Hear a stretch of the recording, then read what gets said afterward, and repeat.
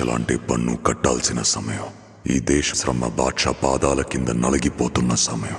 ఒక వీరుడు కోసం ప్రకృతి పురుడు పోసుకుంటున్న సమయం. గోల్కొండ నుండి 8వ వాడు బయలుదేరాడు.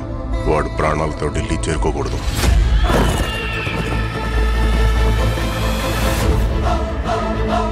ఇది నేను రాసే చరిత్ర. సింహాసనమా,